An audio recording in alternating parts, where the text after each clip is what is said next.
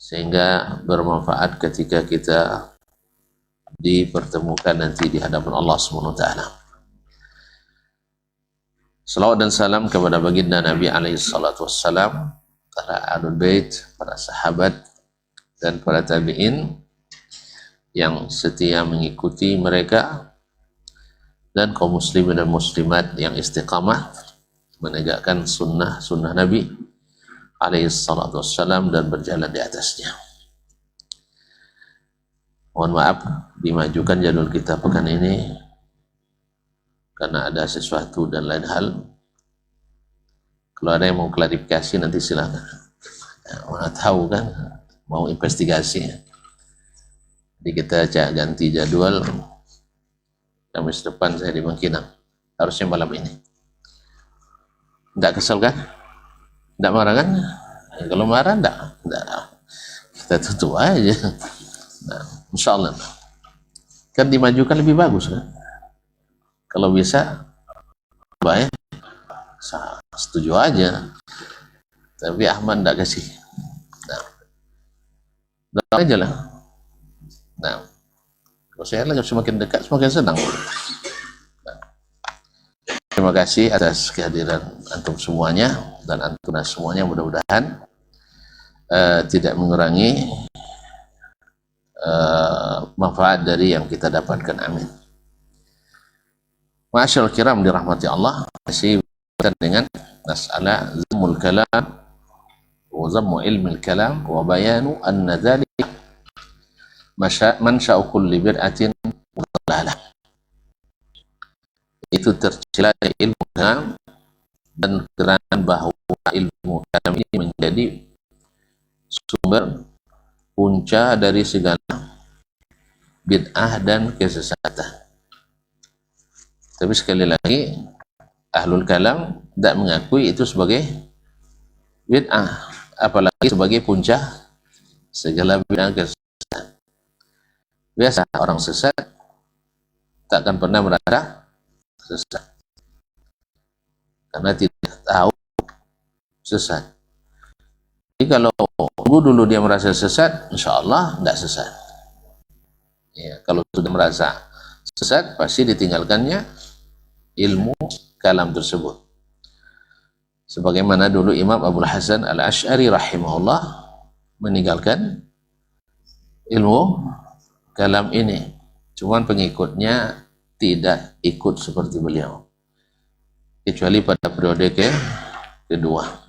Tentu punya alasan semua, sama kita. Sebagian syekh pada awalnya mungkin terlibat pada ajaran-ajaran yang di luar Islam atau datang dari pikiran dan pengalaman atau bid'ah, akhirnya dia tersadar ikut jalan sunnah. Tapi apakah murid-muridnya serta-merta ikut? Kayaknya enggak ya. Mau bukti? Saya bawa ke sini. Enggak. Murid-muridnya enggak. Itu di saat masih murid langsung masih hidup. Apalagi yang datang belakangan, yang banyak lika-liku dan syubhatnya yang dia meninggalkan mazhabnya, mazhab yang kedua. Ada alasan semua. Tapi at-tahqiq menunjukkan bahwasanya al-imam dalam masalah akidah melalui 3 periode. Mu'tazilah, habis itu Kullabiyah yang dianut oleh Asy'ariyah zaman ini, dan yang ketiga adalah mengikut mazhab Imam Ahmad ibn Hanbal. Oh, Imam Ahmad dengan Imam Ahmad sama kami sependapat, satu mazhab. Ya, kita dengarkan. Itu mau enggak dengarkan Imam Ahmad? Mau, alhamdulillah. Ayo kita dengarkan. Apakah benar atau tidak? Katanya dengarkan. Kami semazhab dengan Imam Malik katanya. Bahkan tak tahu semazhab Imam Al-Bukhari. Jadi kalau Imam Bukhari saya ahli bid'ah, berarti Imam Bukhari juga ahli bid'ah. Sama juga dengan mengatakan kalau saya ahli bid'ah berarti Umar bapaknya. Maksudnya jauh dari Umar kan? Ya. Umar itu kalau ditegur yang Al-Quran hadis langsung sami'na wa ata'na, langsung diterima. Kalau kita enggak, pikir-pikir dulu. Sah? Ibarat keputusan pengadilan, banding atau tidak, pikir-pikir dulu antara menerima atau banding. Kalau Umar tidak, kalau jelas dari Allah dan Rasul, walaupun ada peluang untuk menjawab, dia bilang enggak, saya salah, Allah dan Rasul benar. Itu nak bilang pula Umar bapak benar. Hah? Nak bilang Umar bapak benar, berarti tidak tahu diuntung namanya. Ma'asyurul kiram dirahmati Allah. Kemarin terakhir kita atau Syekh menukil perkataan Imam, masih lupa, Imam Asy-Syafi'i rahmatullahi alaih. Kayaknya sengaja Syekh menukil perkataan Imam Syafi'i karena tuan-tuan Syafi'i semua nampaknya ya. Hah? Bahwa Imam Syafi'i mengatakan, andainya saya diuji atau seorang hamba diuji dengan segala yang dilarang Allah kecuali syirik, lebih baik baginya daripada diuji dengan ilmu kalam. Memang payah megangnya orang yang mengkalam, tidak payah. Pergi kita dakwah ke kota, bilangnya tidak pernah ke desa Wahabi itu. Dakwah pula kita desa, ngapain pula ngaco-ngaco orang desa. Dakwah ke hutan, tuh sama buruk kawannya katanya. Ya, tidak ada yang baik. Nulis kita, jangan ikut tulisannya, tidak nulis, tidak pandai. Jadi orang benci pasti banyak alasan. Jadi biarin aja lah. Apalagi ilmu kalam. Karena takwil itu tidak ada akhirnya. Ini menakwilkan begini. Allah musta'an. Intinya sepertinya wallahu alam, mereka lebih paham tentang ucapan Allah dari Allah sendiri. Lebih paham sabda Nabi daripada Nabi sendiri. Buktinya apa? Mereka tidak tafsirkan perkataan Nabi dengan perkataan Nabi atau dengan perbuatannya. Dan tidak tafsirkan perintah Nabi dengan perbuatan dan perkataan Nabi yang lain. Tapi ikut Nabi juga katanya. Sehingga keluar kita ikut manhaj Nabi, tapi tidak ikut keadaan Nabi. Mantap juga teorinya. Itulah ilmu kalam tuh. Kalau ikut metode Nabi, otomatis hasilnya seperti Nabi. Sah? Saya menulis mengikut metode ini, tentu hasilnya sama lah dengan itu. Tapi ternyata hasilnya jauh menyimpang. Berarti manhaj mana yang diikuti? Itulah diikut manhaj Aristoteles, lalu dicap manhaj Nabi SAW. Buktinya mana? Dari perkataan Nabi tidak ada, dari perbuatannya tidak ada, dari persetujuannya tidak ada. Dan ini yang banyak terjadi. Ya, akhirnya menjadi ahli sunnah asli. Sah? Ahli sunnah asli karena memahami sunnah, tidak mengikuti sunnah Nabi alaihissalatu wassalam.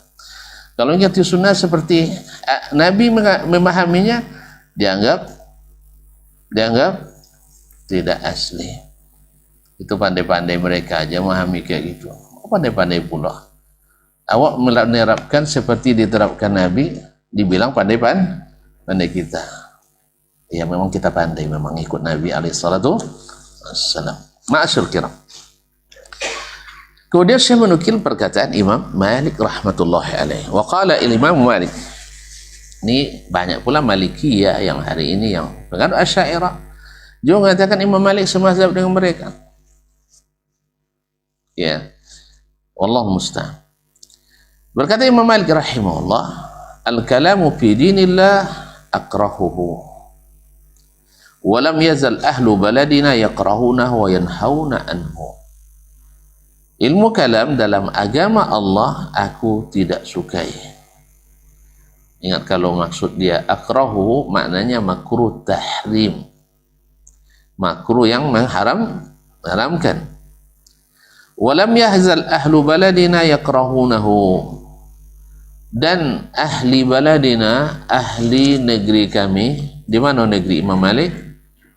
Ahlul Madinah selalu membenci ilmu ini. Alhamdulillah sampai sekarang. Ahlul Madinah tidak suka ilmu ini. Apa sebab? apa yang didatangkan dari Allah diragui dulu. Kan diragui namanya. Allah bilang Ar-Rahmanu 'alal arsy istawa. Yang percaya itu alamat palsu. Itu yang mana asli? Allah mawjudun bila makan. Allah ada tanpa tempat. Hadisnya hadis palsu. Ayat mutawatir alamat palsu. Hadis palsu asli. Tahu cara dia. Saya tidak paham juga gimana cara orang ini berilmu. Ayat mutawatir mengatakan Allah di atas. Dikatakannya siapa yang berkeyakinan Allah di atas aras, ini bukan keyakinan orang Islam. Tonton sudah masuk. Nah, murtad ini. Karena bukan keyakinan orang Islam. Gimana keyakinan orang Islam? Allah tidak bertempat. Tidak di atas, tidak di bawah, tidak di depan, tak belakang, tak di kiri, tak kanan. Hasilnya nihil. Ya tiada. Tidak ada logika sehat mengatakan tidak di atas, tidak di bawah, tidak di kanan, tidak di kiri, tidak depan, tidak belakang. Ada logika sehat yang bisa menerima? Hah? Ada doktrin. Iya. Tidak usah nanya-nanya, yang penting Allah bisa apa saja yang kita tidak bisa. Iya, kita sepakat Allah bisa apa saja yang kita tidak bisa. Tapi Allah mesti membuat kita bingung gitu. Terus kemana kalau Allah tidak di atas, Allah tidak di bawah, tidak depan, tidak belakang? Itu malaikat nak melaporkan amal kemana? Hah? Pusing-pusing dia balik lagi ke bumi. Nah, tidak jadi apa hari ini. Nah, gitu. Ada pernah malaikat gagal laporan? Wah, tidak pernah dengar ya? Lancar terus kan? Yang tugas malam, besok lepas subuh dia berangkat ke atas. Yang tugas siang, tadi maghrib dia berangkat, atau lepas asar tadi dia naik ke, kan gitu kan? Kok ke atas lainnya? Karena laporannya di tempat pelaporannya di atas. Berarti Allah butuh sama malaikatnya. Sebenarnya gampang sekali. Allah menugaskan malaikat mencatat. Apa Allah pelupa? Allah pelupa? Enggak kan? Terus kenapa dia suruh malaikat? Sama juga. Apakah Allah butuh aras? Enggak. Tapi dia ada aras. Dia utus malaikat, bukan dia membunuh pada malaikat.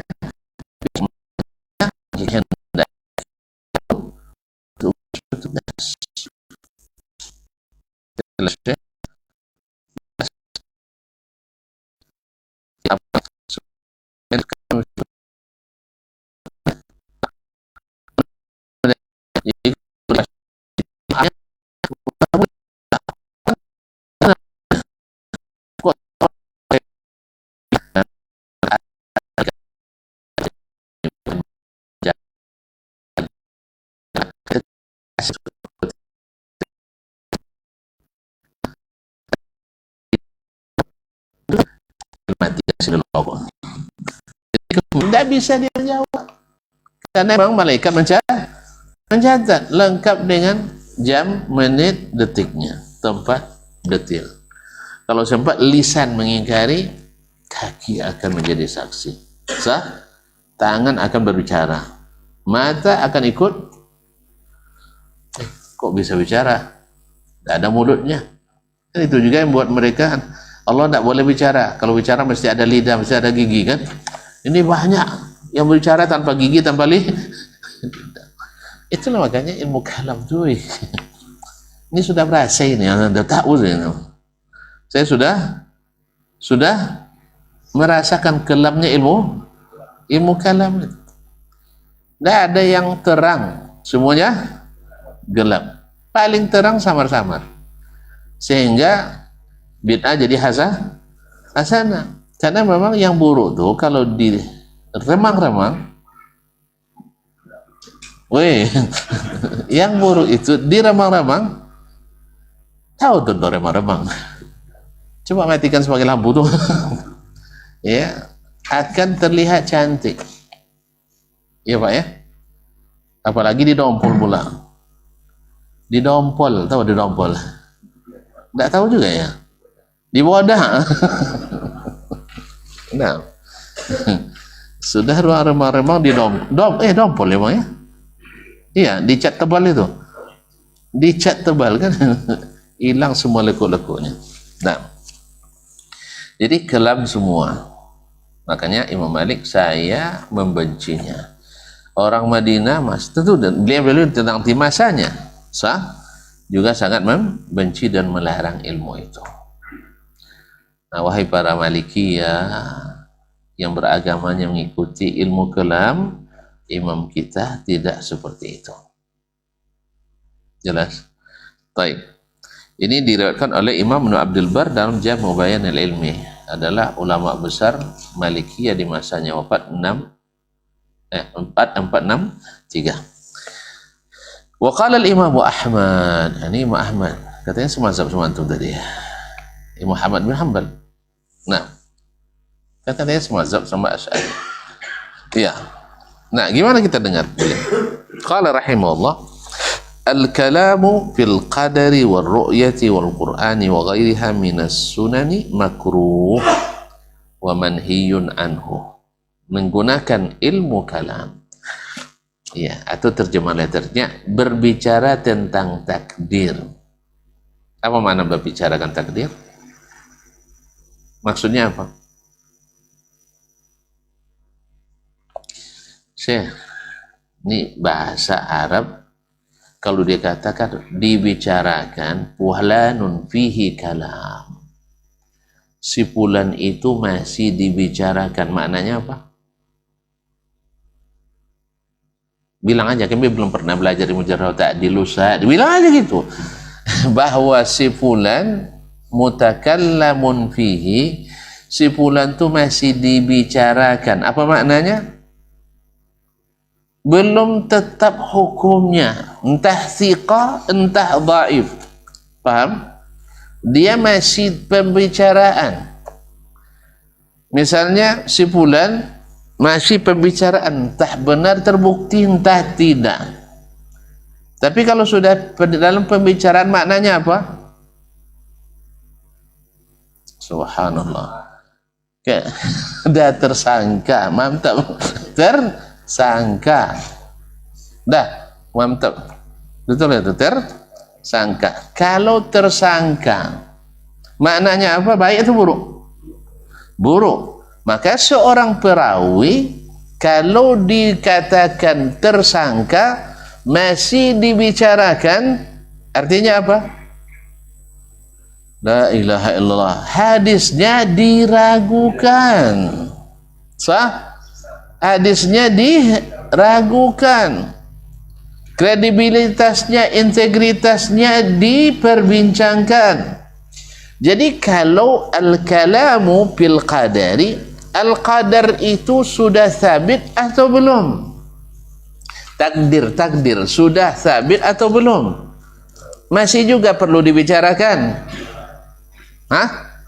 Masih perlu dibicarakan? Enggak. Makanya Imam Ahmad membicarakan yang sudah pasti ini artinya apa? Ya Allah ya Allah. Membahas yang sudah pasti, maknanya apa? Ya Allah, tuan-tuan akan mengundang Dasman ngisi kajian. Dah, padahal Dasman sudah pasti, sah?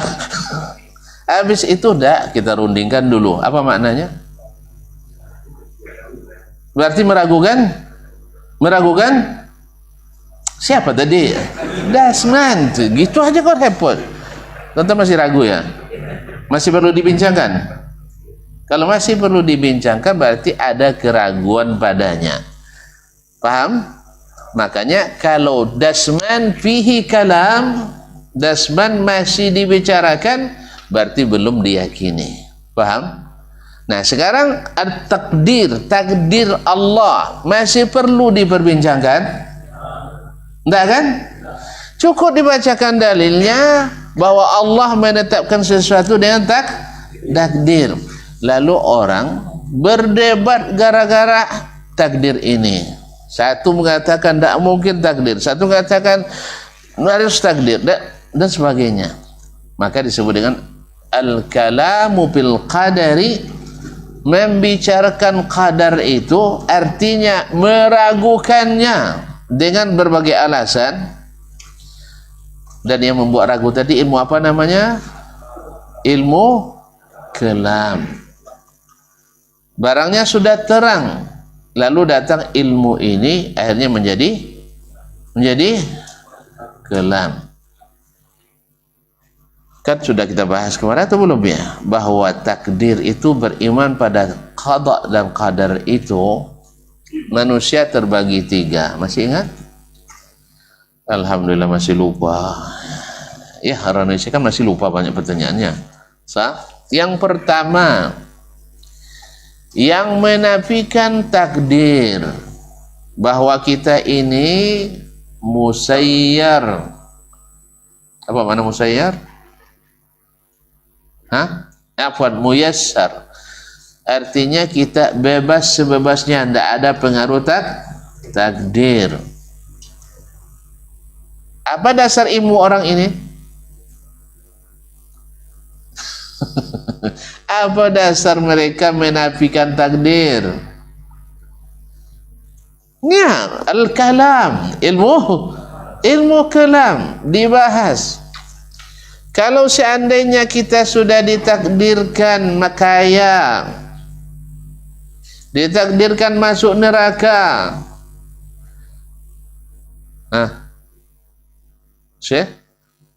untuk apa lagi kita beramal? Karena kita sudah takdirnya tak beramal. Maka orang-orang yang qadariyah, orang-orang yang mengingkari takdir, mengatakan kalau Allah tetapkan kita masuk surga, lalu disuruhnya juga kita beramal, berarti Allah sudah zalimi kita. Paham? Paham dah? Kalau enggak bilang enggak. Ya. Ada enggak dulu sahabat mempertanyakan? Ada. Lalu dijawab oleh Nabi SAW, i'malu fakullun muyassarun lima khuliqalahu. Dah selesai saja itu, Nabi tidak mensalahkan lagi bahwa takdir itu memang ada. Nah, kemudian golongan kedua adalah yang semuanya berlaku atas takdir, tidak ada sedikit pun pilihan pada makhluk. Apa namanya? Jabriyah. Berarti kita ini musayyar, dijalankan seperti robot. Tidak ada pilihan sama. Di apanya tekannya tombol nyanyi kita. Tekannya tombol tumbang kita. Jelas? Jadi kita ini musayyar. Nah, sedangkan yang ketiga, inilah yang ahlus sunnah kita, musayyarun wa muyassarun. Musayyar karena memang kita tidak bisa berbuat kecuali atas kehendak Allah. Muyassarun dimudahkan. Dimudahkan untuk apa? Mengejar yang ditakdirkan Allah. Dengan makna, kalau Allah takdirkan, tidak pun kita kerjakan, dapat. Tapi kalau Allah tak takdirkan, bekerja pun tak dapat. Terus apa yang kita lakukan?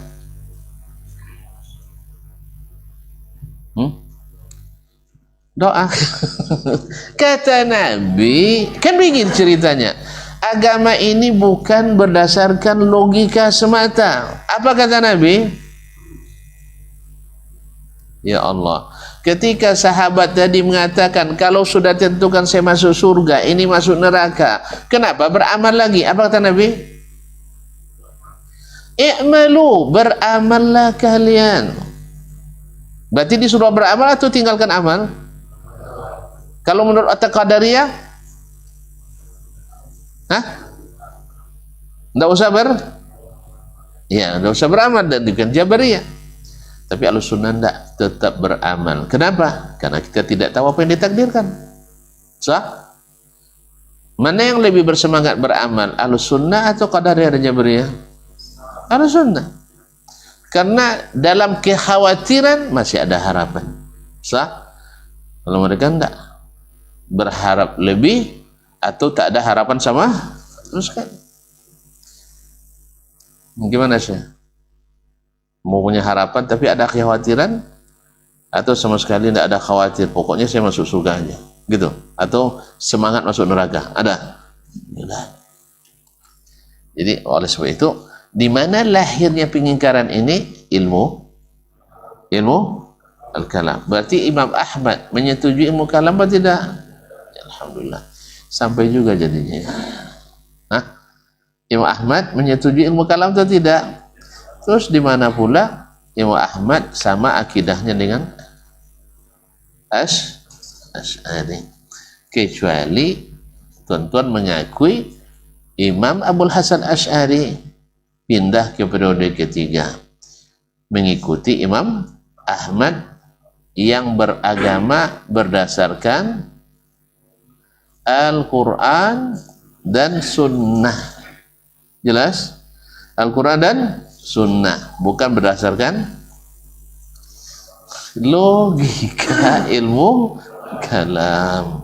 Nah, tahu bedanya saya antara orang yang menggunakan logika dengan yang menggunakan Al-Quran Sunnah? Tahu bedanya? Saya ulang lagi, tonton masih ingat kan kisah Haji Abu Jahal? Masih ingat? Masih? Saya ulang lagi, biar tidak lupa. Memang kita ini gampang lupa, biasa dan usaha. Ketika Nabi Isra, dah, Abu Jahal menggunakan data valid untuk menolak. Satu, fakta historis, masih ingat kan? Yang kedua, data empiris. Ketiga, kajian akademis. Secara historis tak pernah terjadi, baik di zaman Haji Abu Jahal hidup ataupun di zaman dahulu. Kan itu historis kan, sejarah. Tidak ada sedikit pun fakta sejarah orang dari Makkah ke Baitul Maqdis dalam satu malam balik. Tidak tercatat oleh Haji Abu Jahal. Ya bang? Kan ada kan? Yang kedua, data empiris. Apa data empiris? Pengalaman mereka yang mereka lakukan sendiri atau dilakukan oleh orang Mekah. Dalam hal ini Abu Jahal pernah atau sering melakukan perjalanan ke Mekah ke Madinah, Baitul Maqdis, Masjid Aqsa, dalam ekspedisi dagang.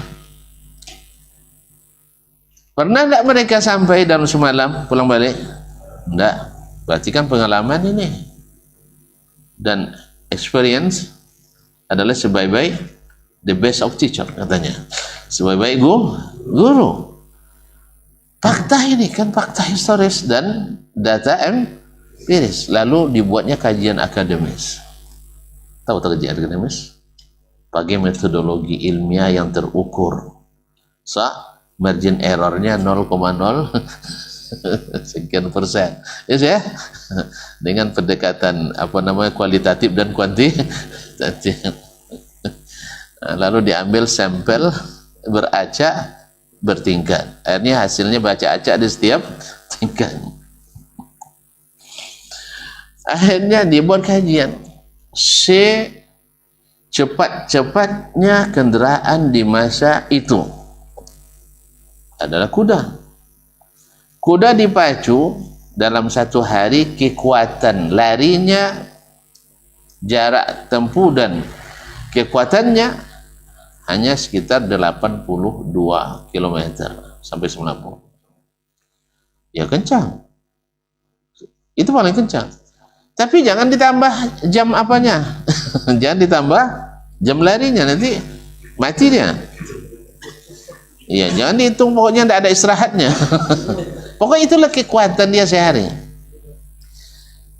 Nah, kalau sehari kekuatannya hanya sekian, lalu diukurnya jarak Baitul Maqdis dengan Mekah. Ternyata secara akademis jaraknya memerlukan dengan lari kuda minimal 15 hari 15 malam. 15 hari 15 hari lah, karena malam dia kan atau berhenti dia kan. Nah, berarti kaum muslimin dan muslimat dalam hati Allah secara akademis tidak mungkin.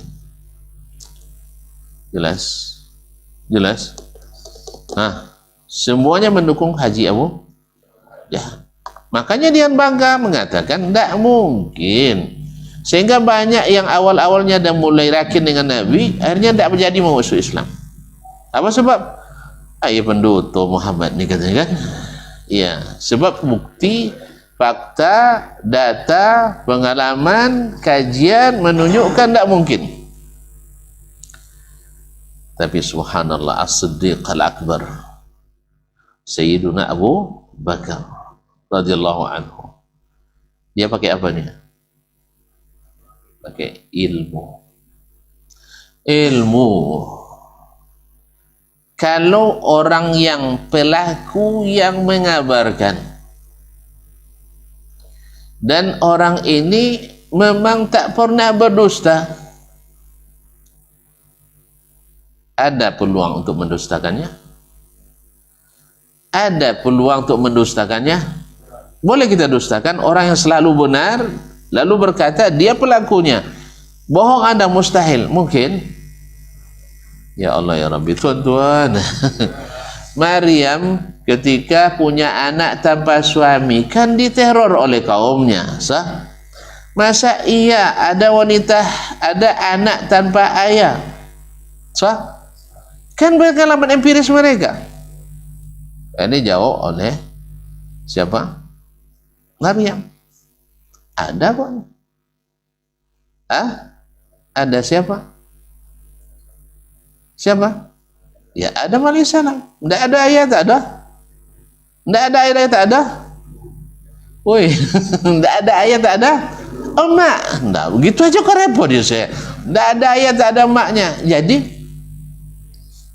apalagi ini hanya ayah yang tidak ada, maknya ada. Jadi secara logika, siapa yang salah? Woi. Ada bukti empirisnya, woi. Ada fakta historisnya. Kajian akademis. Selama ini, itu lagi tidak ada yang hamil kecuali ada yang menghamili, woi. Astagfirullahaladzim. Kan itu pengalaman orang nih. Nah, jadi akhirnya Maryam diberikan hujah oleh Allah SWT, lalu diberikan mujizat. Nah sekarang Maryam ini pernah berdusta? Enggak. Sekarang dia yang melakukannya. Siapa yang diterima perkataannya? Astagfirullahaladzim. Maryam diterima atau kaumnya yang punya segudang pengalaman, yang punya data sejarah, yang secara logika?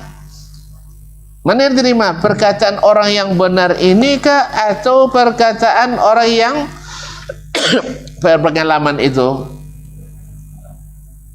Dan saya ulang kembali, perkataan orang yang benar kah atau orang yang berpengalaman? Yang benar, bukan yang pengalaman. Karena pengalaman orang tidak sama, woi.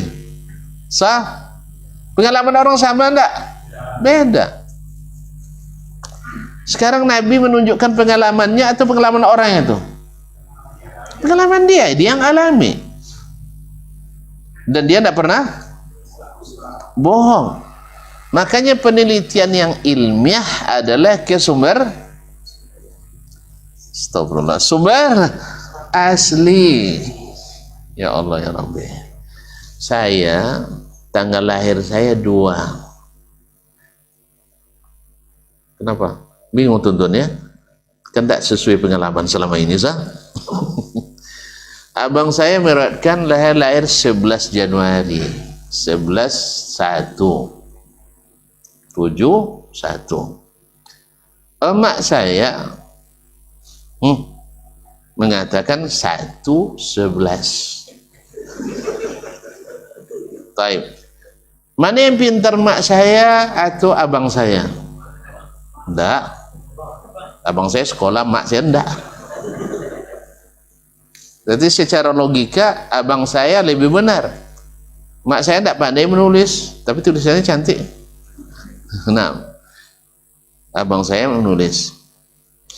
Nah, sekarang mana yang saya percayai? Mak saya atau abang saya? Hah? Masyarakat percaya sama abang saya. Sehingga tanggal lahir yang tercatat di paspor, di KTP, di ijazah 11,1. Karena masyarakat memang percaya pada pengalaman. Tapi saya lebih yakin pada mak saya. Kenapa? Karena dia pelaku sejarahnya. Dia yang melahirkan. Sah? Sah? Dan dia tidak mungkin bohong di sini. Sah? Paham? Jadi mana yang lebih kuat? Wih, mana lebih kuat? Mak saya dari ayah saya, dari abang saya. Sah? Nah, beginilah Nabi Sallallahu yang mengalami sendiri. Walaupun Abu Jahal punya pengalaman lain. Jelas? Deh, lama jadinya. Contoh konkret. Dah, saya ulang lagi. Nuh alaihissalam memanggil anaknya. Siapa nama anaknya? Haji juga kan? Enggak ya, enggak Haji ya. Nah, Kan'an. Dia suruh yu'nada Nuhun ibnahu wa kana fi ma'zilin ya bunayya irkab ma'ana wa la takum ma'al kafirin. Nuh memanggil anaknya dari kejauhan. Wahai anakku, ayo naik kapal. Jangan bersama orang kafir. Kenapa? Supaya selamat kan? Supaya selamat. Anaknya menjawab dengan apa? Sekali lagi, fakta historis, data empiris, kajian akademis. Gimana? Tak ada sejarahnya selama ini banjir menenggelamkan gunung. Tak ada. Kemudian pengalaman dia selama hidupnya, tak juga pernah banjir menenggelamkan gunung. Lalu secara akademis, ini tolong yang ahli ekologi, geologi, kalau saya salah tolong dibenarkan. Tapi saya mengatakan, dikumpulkan air yang ada di atas yang berpotensi dikonversi jadi hujan. Tanya bagian BMKG ya. Kemudian dikeluarkan air yang tersimpan di perut bumi, baik yang di laut maupun di perut bumi. Tidak cukup untuk menenggelamkan gunung. Wih. Antum tahu tak berapa debit hujan Indonesia setahun? Saya sudah buat kajian akademis. Ayo. Hah? Berapa debit hujan di Indonesia dalam setahun? Hah? Wih. Nggak tahu kan? Ah, itulah 250 cm kubik. Oh, di Arab hanya lebih kurang 25 mm per tahun. Makanya kita mandi hujan nih kita. Kalau mereka memang jarang hujan. Kita berapa tadi? 250 cm kubik per tahun. Mereka berapa? 50 mili. Makanya ada yang bilang jangan minta hujan, minta barakah. Allah Ustaz. Kaum muslimin muslimat. Jadi kalau 250 cm berapa potensi hujan? Ya 2,5 meter setahun kan, dibagi bulan-bulan sah, maka tidak akan pernah ada menenggelamkan gunung. Air laut pun terjadi tsunami. Pernah tidak tuan-tuan mengingat dalam sejarah bahwa tsunami menenggelamkan gunung? Tidak.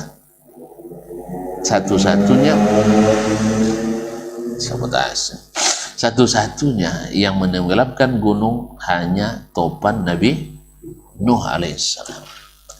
Makanya anaknya bertahan dengan kajian akademis tadi, fakta historis tadi, data empiris tadi. Apa jawabannya? Sa'awi ila jabalin ya'simuni minal ma'. Dan melihat banjir bandang sebesar itu, masih juga optimis dengan kajian ilmu kalam. Iya, ini teori ilmu kalam. Dengan kajian akademisnya tadi, saya akan berlindung ke gunung. Sebab secara logika gunung tak akan tenggelam. Secara fakta gunung tak pernah tenggelam. Jelas? Lalu ayahnya memberikan ilmu. Apa kata ayahnya? La asimal yawma min amrillahi illa man rahim. Anakku, hari ini tak ada yang selamat dari hukuman Allah kecuali yang Allah berikan rahman. Siapa mereka? Yang naik kapal. Mau anaknya terima? Enggak. Kenapa? Nah, dia lebih mengikut kajian akademis tadi, kajian logis tadi. Dia lupa bahwa ayahnya dapat dari sumber yang asli. Ayahnya tak pernah berbohong. Paham? Dah paham? Oleh sebab itu, yang melakukan itu kan Nabi SAW. Maka berita yang disampaikan Nabi itulah yang ilmiah, sekalipun bertentangan dengan sejarah. Ini yang hakikat, ini yang tidak dimiliki oleh al-mutakallimin. Jelas? Makanya Imam Ahmad istiqamah di atas Quran dan Sunnah, sehingga dapat gelar Imam Ahli Sunnah wal Jamaah tanpa khilaf diangkat oleh Sunnah. Bahkan ahli bid'ah pun mengakui Imam Ahmad bersama kami, katanya. Coba yang kata Imam Ahmad direngkuh ke tempat mereka. Tidak apa-apa, bawalah, tidak masalah, tapi ikuti dia. Kita dengarkan selanjutnya. Yang payah pula memahamkan dari awal ni, tapi kunci dia terbuka tu. Dah buka kunci, nanti payah. Yang payah lagi masuk. Tadi kayaknya masih payah. Nah, mungkin karena kita belajar di luar jadwal ya. Jadi mau enggak sih di luar jadwal ya. Kita azan dulu ya, jangan kemana-mana.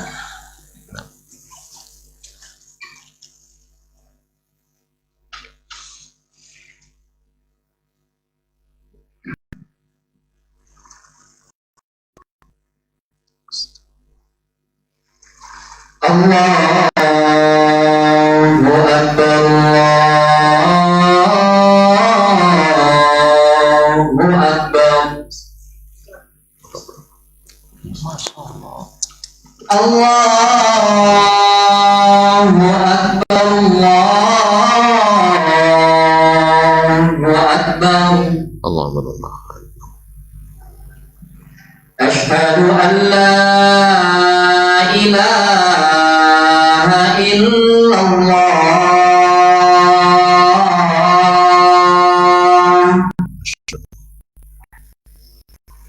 Asyhadu an la ilaha illallah.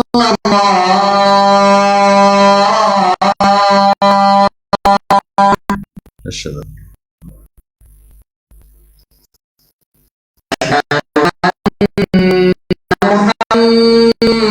Muhammadan Rasulullah.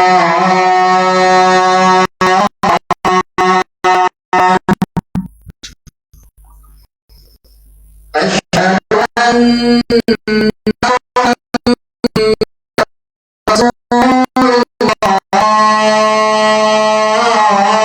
Rasulullah. Asyhadu حي على الصلاة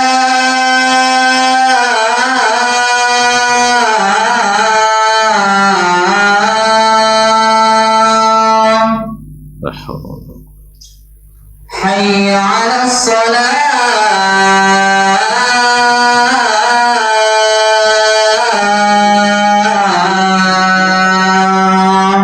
لا حول ولا قوة. حي على الفلاح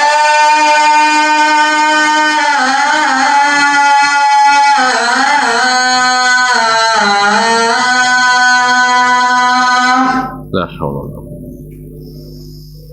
حي على الفلاح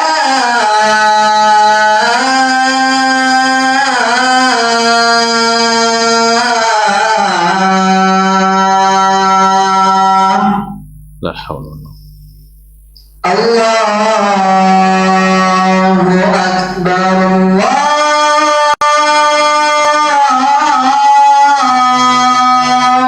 أكبر الله أكبر الله أكبر. لا إله إلا الله ونشهد أن لا إله إلا الله. اللهم رب هذه الصلاة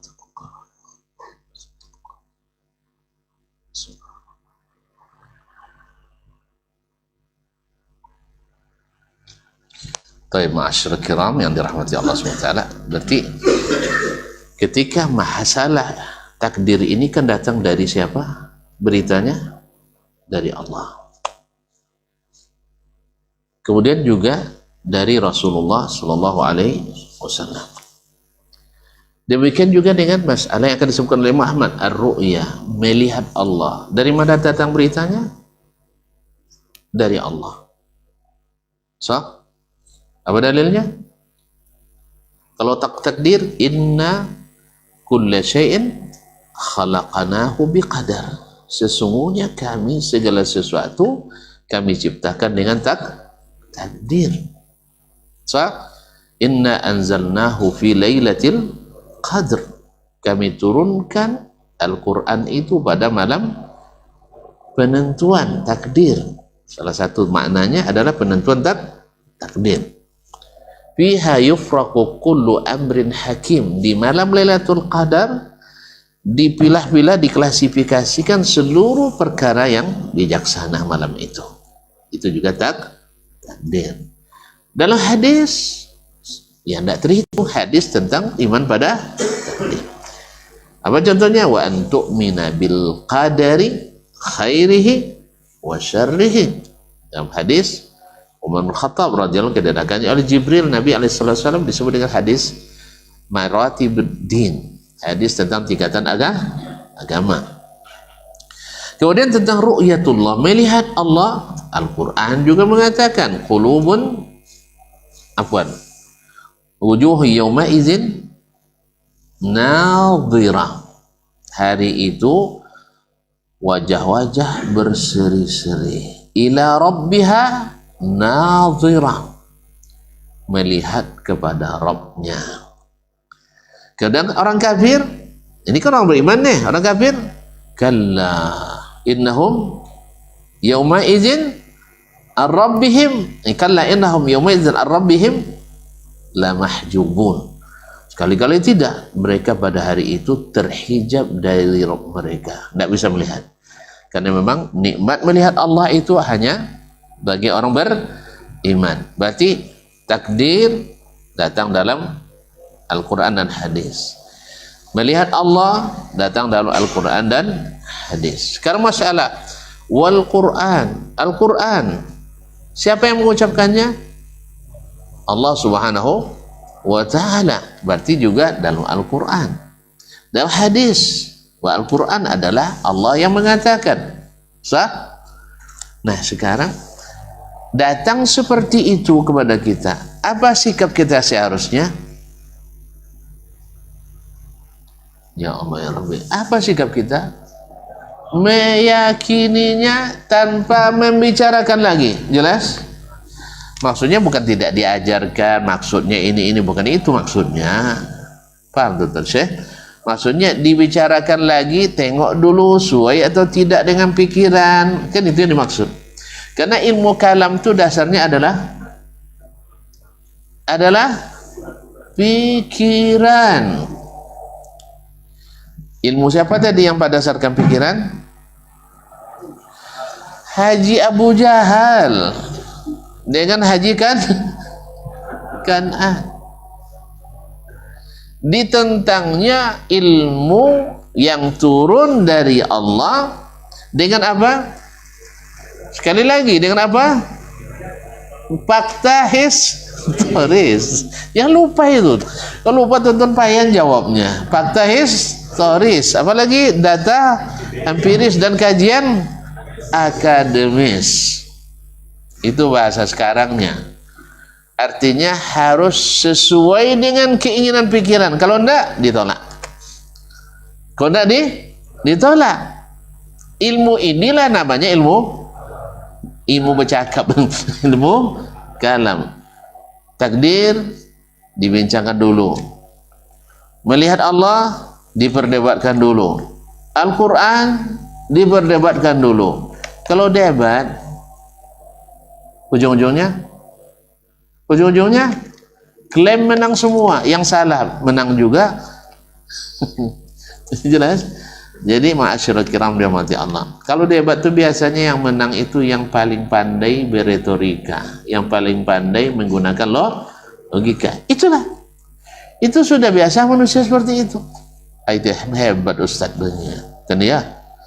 Memang semua ilmu logika orang itu bisa dipatahkannya. Jadi kalau sebut baca ayat, baca hadis, menghafal kitab, pandai tidak paham juga. Kan ada begitu. Jadi ilmu tuh bukan hanya menghafal kitab, bukan hanya menghafal ayat, bukan hanya menghafal hadis, tapi bagaimana mendalami, memahami, menyelami. Hanya menyelam terus sampai lome.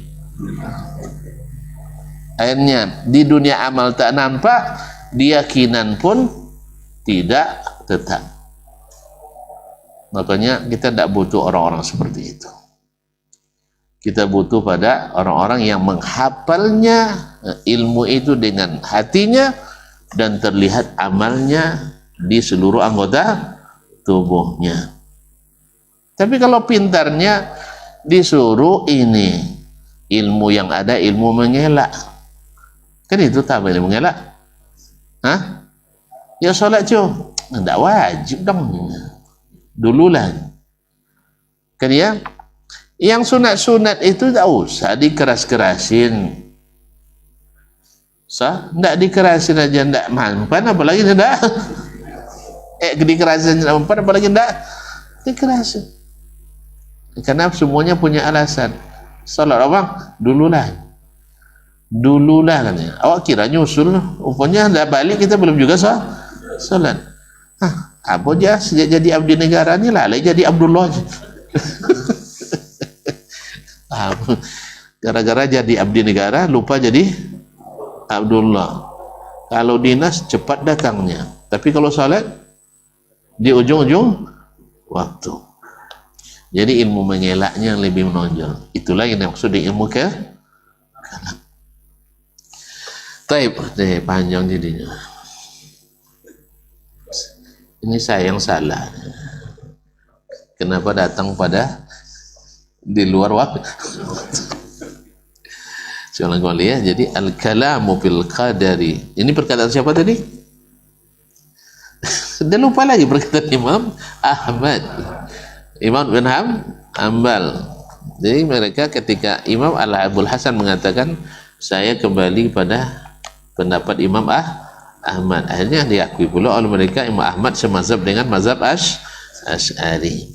Nah, jadi Asy'ari mazhabnya Asy'ariyah hari ini mazhabnya adalah ilmu kalam. Nah, apakah Imam Ahmad merekomendasi ilmu kalam? Kan tidak. Jelas? Al-kalamu fil qadari wal ru'yati wal qur'ani wa ghairiha minas sunani makruhun wa manhiyun anhu. Menggunakan ilmu kalam dalam membicarakan takdir, membicarakan ru'yah, melihat Allah, atau membicarakan Al-Quran itu makhluk atau bukan makhluk, Dan selain itu Allah datang, Allah turun dan seterusnya. Minas sunan, dari sunnah-sunnah yang datang.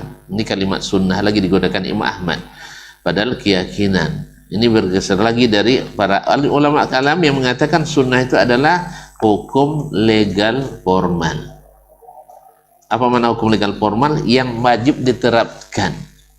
Tapi kalau hukum sifatnya adab, akhlak Nabi, itu tidak masuk sunnah katanya. Nah, Imam Ahmad bilang akidah termasuk sunnah, bukan hukum legal formal.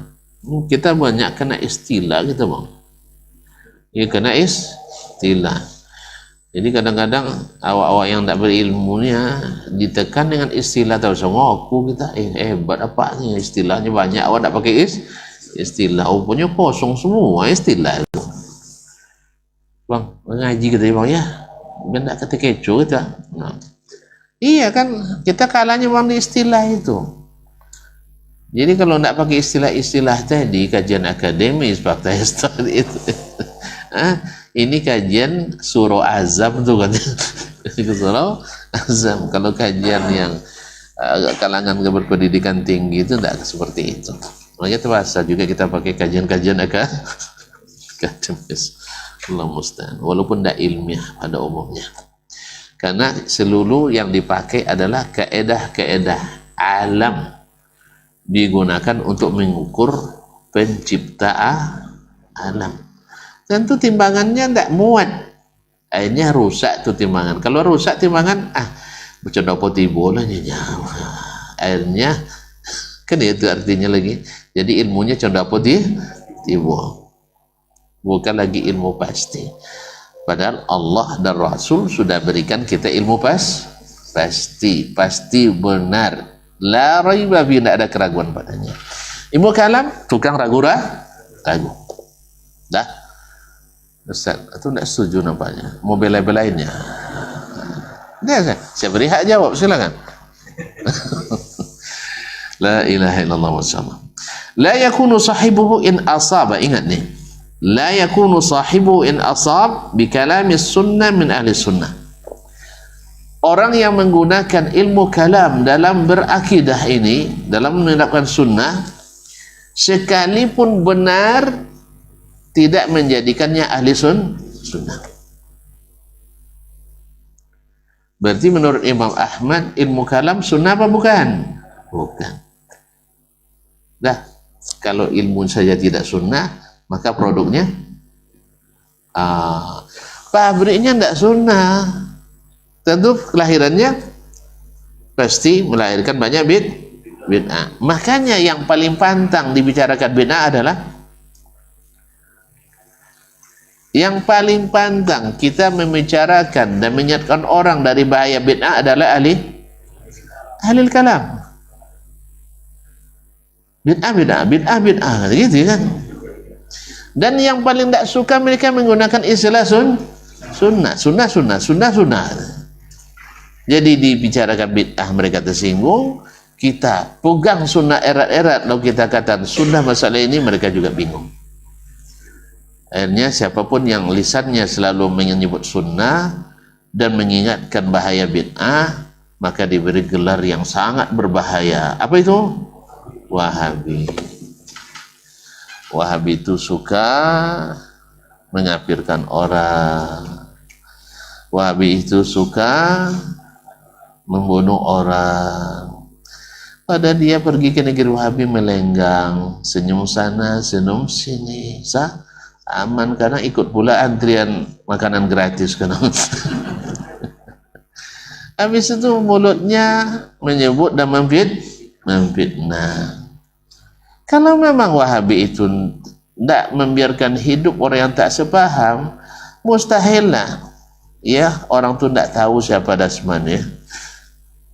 Mustahil lah orang Wahabi itu tidak tahu siapa Dasman. Tidak pernah pula pas periksa paspor, kayaknya paspor saya sudah 6 atau 5 ya yang diganti itu. Belum pernah sebelum dicap Wahabi apa bukan.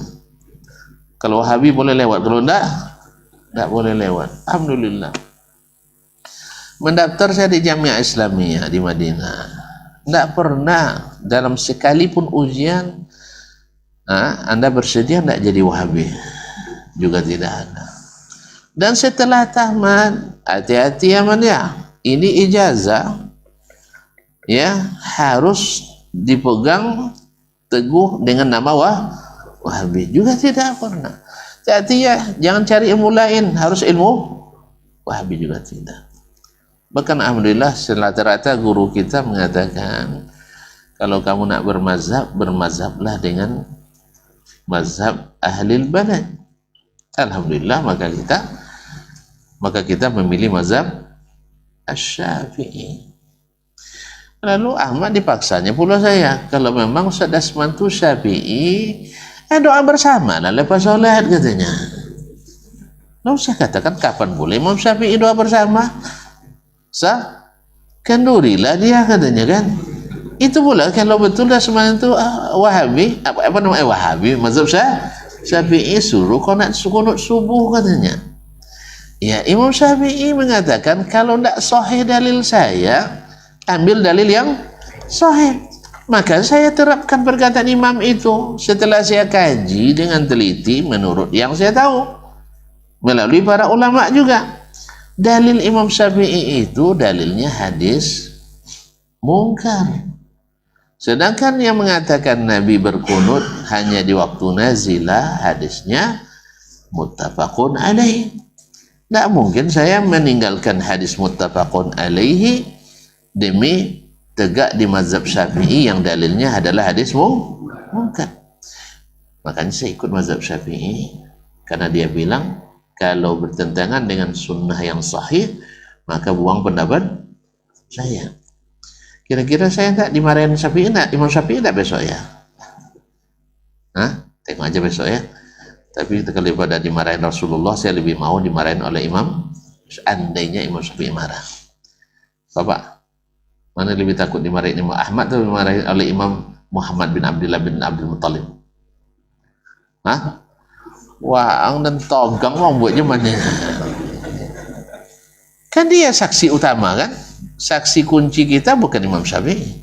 Saksi kunci kita adalah Muhammad bin Abdullah bin Abdul Muttalib al-Hashimi sallallahu alaihi wa alihi wasallam. Sahih sih. Ada sebab itu, makanya saya berusaha. Saya tidak jamin, saya tidak seperti Nabi juga. Yang saya tidak ketahui lebih banyak daripada yang saya ketahui. Tapi kalau ini saya diberikan ilmu, ini yang saya sampaikan. Makanya saya bilang tadi, antum mau bela, silakan. Saya bilang, kan saya kasih waktu untuk menjawab. Antum tidak mau pula. Saya di mahasiswa saya juga seperti itu. Saya bentangkan seperti ini. Hak jawab ada pada Anda. Alhamdulillah selama ini saya sudah ngajar sejak di pondok lagi saya sudah ngajar bilang alhamdulillah tidak pernah ada rumus mengurangi nilai. Ini orang kan takut itu. Yang paling tidak liberal dalam kasih nilai orang liberal itu. Paham tak? Asal ada mahasiswa berpendapat beda dengan yang dia inginkan, jangan harap dapat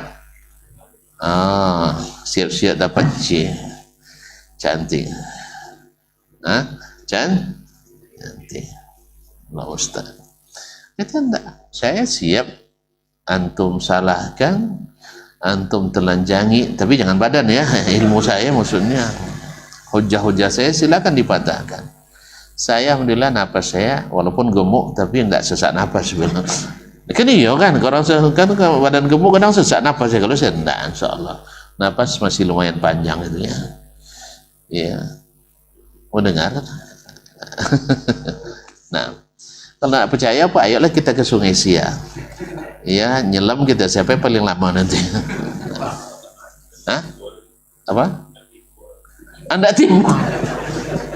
Itu doanya lain boleh. La haula wala quwata illa billah. Jadi kaum muslimin dan muslimat jadi Imam Ahmad tidak merekomendasikannya. Sekalipun dia benar menepati sunnah, tidak jadi ahli sunnah kecuali hatta yada al-jidal wa yu'mina bil athar, sampai dia meninggalkan debat dengan ilmu kalam dan menggantinya dengan al-athar. Dengan al-athar. Yang tadi saya bilang kan contohnya jelas. Abu Bakar dengan Haji Abu Jahal. Abu Bakar langsung menerima ilmu dari sumber asli. Abu Jahal sibuk dengan mengaji ilmu logika, ilmu sejarah, ilmu budaya. Dan ingat, inilah yang paling banyak juga di antara cara penyesatan oleh pusat-pusat studi Islam di Barat. Dibawanya ke sejarah, dibawanya kepada bukti empiris, dibawanya kepada budaya. Yang namanya tafsiran orang terhadap budaya tak pasti seragam, tak akan pernah seragam. Ya, kemudian fakta kadang diputar balikkan. Satu kata dalam hadis bisa merubah makna hadis semuanya. Dan mereka tidak ada yang jujur. Kalaupun jujur, ya pasti ada masuk racun di dalamnya. Oleh itu kaum muslimin dan muslimat dirahmati Allah SWT, ini perkataan Imam Ahmad rahmatullahi alaih. Tuan-tuan capek ya? Iya, yang selama tadi itu baru 3 baris. Ya salah sendiri. Hah? Lambat masuknya. Iya, bukan salah sendiri tuan-tuan, salah sendiri saya. Saya lambat menjelaskannya. Hah? Biar lambat seselamat lah. Nah, kalau gitu apa bang? Oh, sekarang nak cepat ya? Nak cepat selesai? Ayo saya tambah lagi, masih ada 2 halaman lebih. Nah, kita selesaikan malam ini. Dah, kita selesaikan perkataan Imam Ahmad aja dulu ya. Nah, ada perkataan beliau lagi rahimahullah ta'ala. Wa qala rahimahullah bi risalati ilal khalifatil mutawakkil. Tapi karena kunci sudah terbuka tadi, sekarang udah nyaman gitu ya. Masuk bebas. Yang pertama tadi agak sedikit apa ya Pak? Tersendat sedikit Pak ya. Nah. Apa kata Imam Ahmad dalam fi risalati ilal khalifatil mutawakkil? Dalam suratnya kepada Khalifah Al-Mutawakkil yang juga terpapar oleh pemikiran ilmu kalam, khususnya Mu'tazilah. Karena dari masa Al-Ma'mun, Al-Amin, Al-Mu'tasim, kemudian Al-Mutawakkil. Temu Al-Mu'tasim lebih ringan dibanding dengan yang pertama Al-Ma'mun. Al-Ma'mun yang paling kasar mainnya. Kemudian Al-Mu'tasim. Walaupun jasanya dalam Islam banyak, cuman ada catatan. Ibarat laporan ada WTP dan ada tidak tahu ya, WDP, wajar dengan pengecualian dan wajar tanpa pengecualian. Kalau ini bagus prestasinya dari sisi pengembangan wilayah, tetapi sangat-sangat buruk pengaruhnya pada masalah pemikiran dan sunnah. Dia terpengaruh oleh pembisik yang membusukkan pemikirannya, yaitu Ahmad bin Abi Du'ad Al-Mu'tazili. Dia angkat jadi pejabat tinggi negara yang sangat memegang kunci yang berkaitan dengan masalah agama, yaitu menjadi ketua Mahkamah Agung. Kan ini dah fatwa tertinggi kan di situ kan, eksekusi hukum tertinggi kan di situ. Maka dia mengangkat para hakim di seluruh negeri Islam dan semua diatur olehnya. Yang semazhab paling banyak, yang tak semazhab tak berani angkat kepala, apalagi unjuk gigi. Nah, sehingga Imam Ahmad menjadi korban utama, disiksa, dipenjara, ditahan, dipersekusi, diprovokasi, difitnah sebagai aliran berbahaya. Padahal Imam Ahmad korban, tapi dianggap berbahaya. Sama juga kayaknya hari ini ya. Yang selalu dihalang-halangi itu yang berbahaya. Yang menghalangi itu yang bagus. Yang tukang bubarkan kajian itu mantap, toleransi. Tapi yang selalu kena bubarkan intoleran. Begitulah kalau yang berkuasa orang-orang yang tidak yang tidak takut sama Allah Subhanahu wa taala. Dusta kalau bahasa kitanya basok mau cululinya dek duto. Dusta. Tahu basok mulut karena dusta. Makanya disebut isapan jempol karena dihisap keluar asap. Tidak tahu juga ya. Basok-asap mukanya apa? Mulutnya karena dusta. Ini lama lagi saya jelaskan dari asal muasal pepatah ini. Cari sendiri lah. Jadi kaum muslim. Jadi Imam Ahmad mengirim surat ke khalifah yang keempat yang terlibat mempersulit dakwahnya. Tapi di masa Mutawakkil sudah mulai ringan. Baru bebas di masa Al-Wathiq, anak Al-Mu'tasim. Sampai anak Al-Mu'tasim ini bilang, andai boleh seorang anak berlepas diri dari ayahnya, saya tidak akan mengakui Al-Mu'tasim ayah saya, khalifah. Tapi kan tidak boleh kan? Tidak boleh kan? Kenapa? Karena dia terpengaruh oleh Ahmad bin Abi Du'ad sehingga menyiksa Imam Ahmad bin Hanbal. Makanya masa Al-Wathiq Imam Ahmad diberikan rehabilitasi hak istimewa khalifah ya. Wih, tidak paham kan Mahkamah Agung memutuskan Ahmad salah, tapi tidak terbukti sebenarnya, cuman karena hawa. Akhirnya direhabilitasi kembali oleh Khalifah Al-Wathiq. Tapi lihat Imam Ahlus Sunnah, dan begitulah Ahlus Sunnah selamanya. Ketika Ahmad dimuliakan, musuh-musuhnya yang selama ini membuat pembusukan tentu tidak punya kedudukan lagi. Lalu kata murid-muridnya, Buya, kan itu lagi kan, Buya, ini orang-orangnya tidak kita mau diapain bagusnya ini kan. Di antara murid-murid imam atau yang ikut kajiannya kan sudah mulai punya jabatan kan. Wih, iya udah mulai punya posisi. Gimana kita, gitu kan. Nah, Imam Ahmad bilang, amma fima baini wa bainahum faqad ahlaltuhum. Dosa mereka kepadaku, aku sudah maafkan, sudah saya halalkan. Berat, kau takkan sanggup. Biar Imam Ahmad saja ya. Antum tersinggung sebentar aja, dah lama terasa. Dah Imam Ahmad, dosa mereka kepadaku sudah saya halalkan. Kalau dosa mereka pada Allah, itu urusan mereka dengan Allah. Walaupun saya berharap mereka dapat petunjuk, Allah ampuni. Sah? Begitulah kita. Harus. Bukan mengambil kesempatan untuk berbuat keburukan. Ma'asyil kiram. Jadi dia tulis surat kepada Al-Mutawakkil, walastu bi sahibi kalam. Maaf Khalifah Amir Mu'minin, saya bukan orang yang suka dengan kalam. Apa maknanya?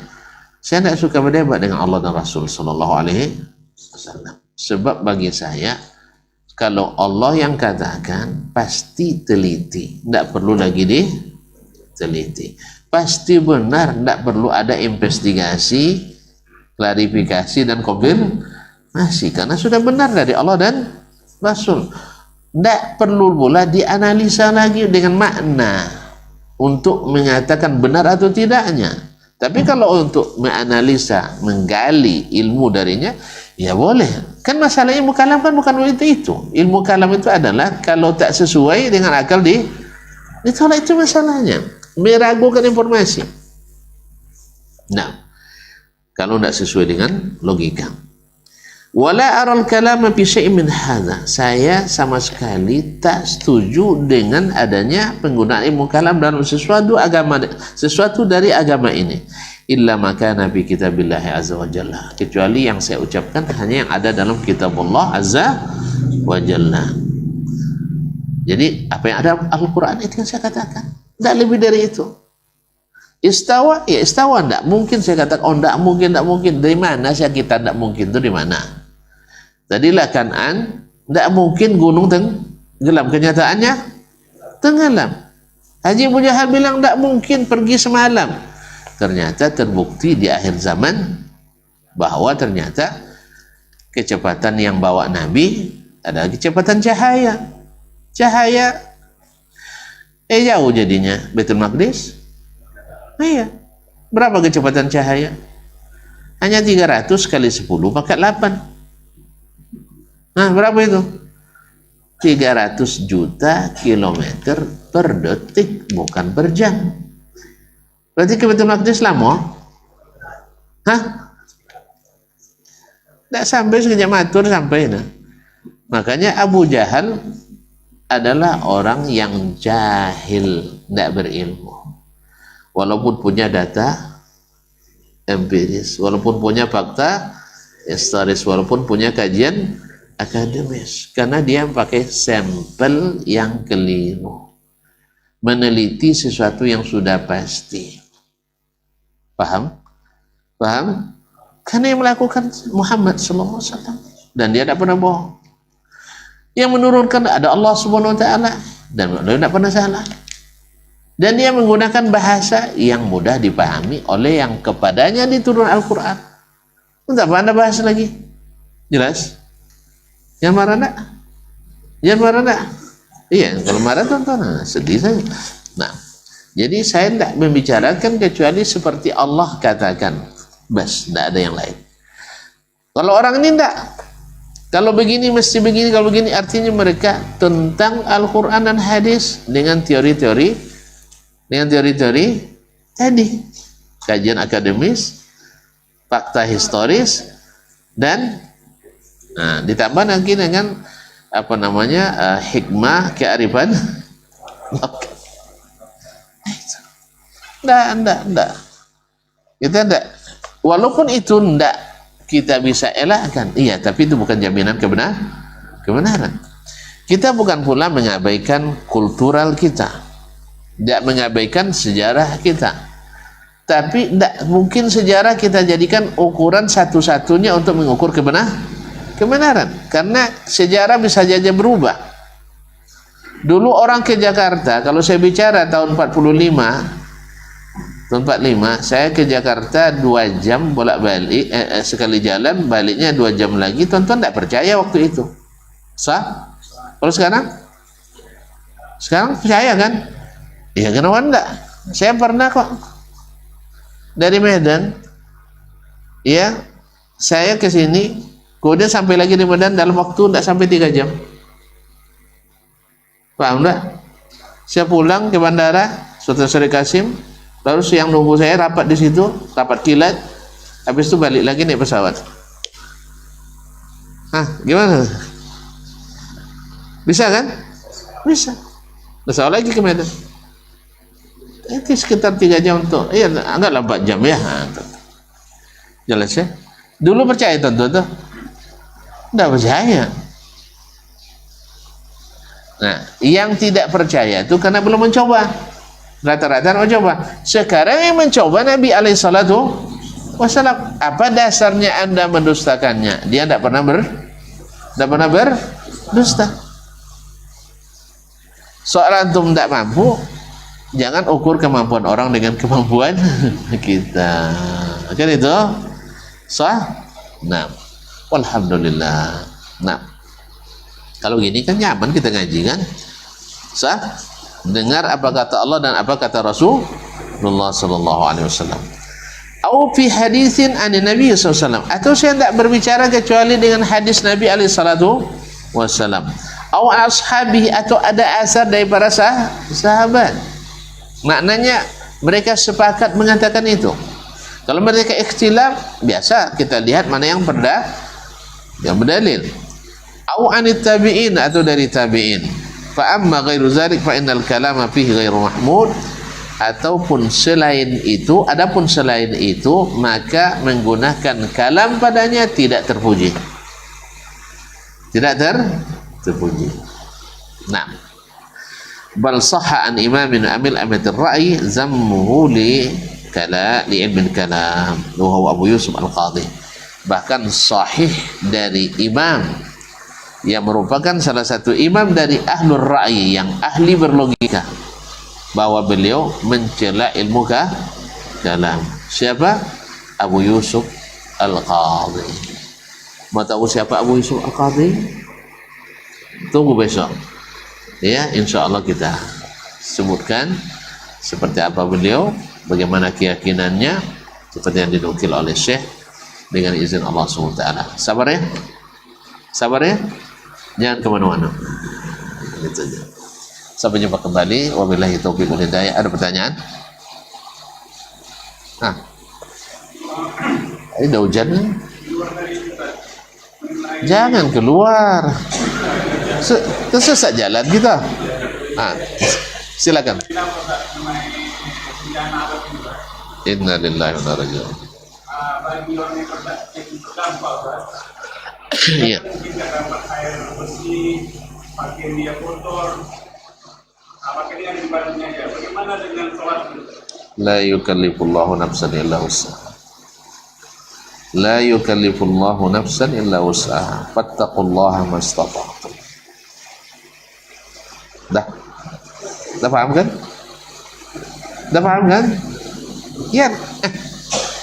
Allah tidak membebani kita kecuali sesuai kesanggupan. Bertakwalah kepada Allah sesuai dengan kesanggupan. Sekarang kita katakan mereka tak punya kain kecuali yang di badan, tak punya air bersih untuk berwudu. Tentu mereka berwudu dengan apa yang ada dan memakai pakaian apa yang ada. Bahkan dibahas oleh para ulama, andainya dia tidak berpakaian sama sekali, tidak ada can untuk mencari pakaian, gimana dia melakukan sholat tanpa pakaian? Jelas? Tapi jangan coba-coba minta pula seperti itu, jangan. Nah, ya, jelas ya. Kita tidak punya pakaian kecuali itu. Di situ ada najis misalnya, tidak ada pula tak bisa dibersihkan. Pilih antara solat dengan pakaian bernajis itu atau solat tanpa pakaian. Nah, mana yang lebih?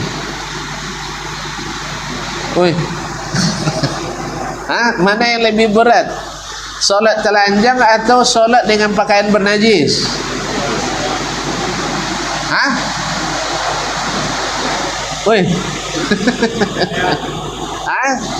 Solat tak berpakaian lebih parah daripada solat pakai pakaian najis. Solatlah tapi jangan dibuka. Bersihkan sesanggup kita. Kalau misalnya dia hajat besar, buang dia sesanggup kita. Kalau seandainya kecil, ia kinca dengan air-air keruh itu. Tapi air keruh kan tak mesti najis kan? Air keruh tak mesti bernajis. Karena air mengalir walaupun keruh boleh berwudu dengannya. Bersihkan dengan itu. Makanya boleh pakaian, andainya tidak ada, yang ada hanya lumpur kan tak mungkin membersihkan dengan lumpur. Atau pilih solat dalam keadaan telanjang, maka solat dengan pakaian bernajis saja. Banyak meminta ampun dan berdoa kepadanya. Mudah-mudahan kita dijauhkan dari segala hal yang kita diuji dengan sesuatu yang tidak sanggup. Sambil kita doakan dan kita bantu para saudara kita yang sedang diuji oleh Allah Subhanahu wa taala, dan dijauhkan kita pula dari musibah yang kita tidak sanggup memikulnya. Wallahu taala alam. Jadi semuanya, makasih dan mohon maaf. Wabillahi taufiq wal hidayah. Wallahu taala alam. Wassallallahu ala nabiyina Muhammad wasallam. Wassalamualaikum warahmatullahi wabarakatuh.